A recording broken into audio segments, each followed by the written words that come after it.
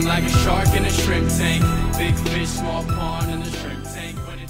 Hey everybody, welcome to the post-show wrap-up of the Shrimp Tank. You can catch an entire download of the broadcast that we did today at shrimptankpodcast.com, and you can always download us on iTunes. Look, if you have to get that MBA and you don't have the money to pay for it, the way to do it is to listen to the Shrimp Tank. If you listen to the some 100-plus shows that we've done here in the Shrimp Tank, you will figure out how to get street smarts and book smarts at the same time. Always joined by my co-host at the end here, Chris Hanks, who's the executive director and founder at the Shore Center for Entrepreneurship. And we had some great guests on today. We had Jackson Platt and Kendra Stanley, who are the co-owners and co-founders of Tribute Payroll.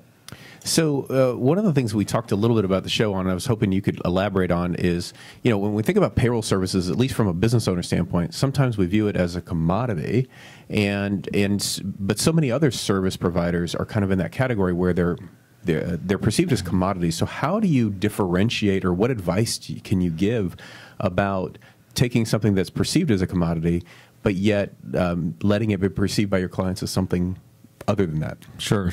Yeah, I think as a business owner, you have to be aware of your skills and your needs from a payroll company. And if you're super savvy, you may be able to go one of those low-cost providers that doesn't provide a whole lot of service. But if you need assistance, if you're going to have questions, then you're not going for the purely online play at that point. You may do your payroll online, but you're going to need some consultation, some expertise that some of those folks just aren't going to provide to you. So if you're looking at it as a pure price play, as a small business owner that needs to spend 110% of your time really building your business, you might be making a big mistake. You know, with all of the breaches that have happened today, we recently saw this with Equifax, there's a lot of concern over cybersecurity and fraud. How do I know as a business owner when I deal with a payroll company that A, you're not going to take my money, and then B, that it's going to be processed securely to the people that you're actually paying the paychecks to? Yeah, two super important questions. In terms of paying the money, even though you're using a service, you have to be able and willing to self-check.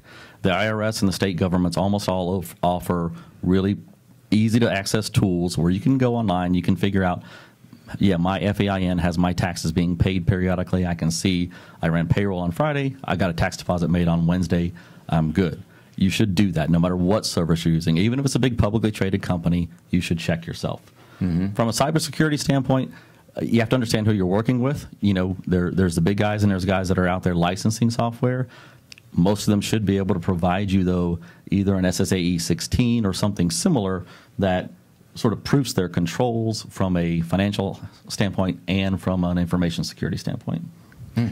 So you guys are not only business partners, but you're also life partners, two very challenging things, I would imagine. What are your thoughts about that, or what advice could you give to people who are thinking about working with their, not only forming a partnership, but then let alone forming a partnership with a spouse or a life partner? I think the biggest point that I would make is to know that that person has the skill set. So I trust that he has the skill set to work in this business, and I trust him with that. So if I was going into business with a partner that didn't know the business, I think that would be a mistake. So make sure that you're working in your area of expertise so that you can trust each other and blah.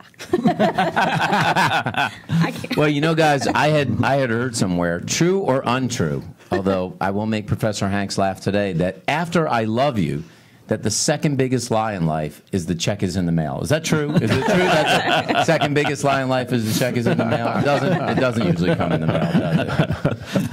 We try not to put checks in the mail. Yeah, we try to put it in there, at least by ACH or something like that. Well, hey, for folks that are watching the post-show wrap-up today and they want to learn more about your company, and look, folks, payroll is important. How can they get in touch with you, learn more about Tribute Payroll, and think about using your services? Sure, we'd love to hear from them. Our website is www.tributepayroll.com, and our phone number 866-787-4288. Well, it's great stuff today. Thanks so much for coming on the show. And folks, just listen. We know it's hard to get a business started. We know that you eventually have to figure out how to set up a company. But one of the most important things that you can do up front is get yourself a high-quality payroll company. Because if you don't do it right, your employees will be mad. And if you do it wrong, the IRS will come after you. And that's your post-show wrap-up of the Shrimp Tank.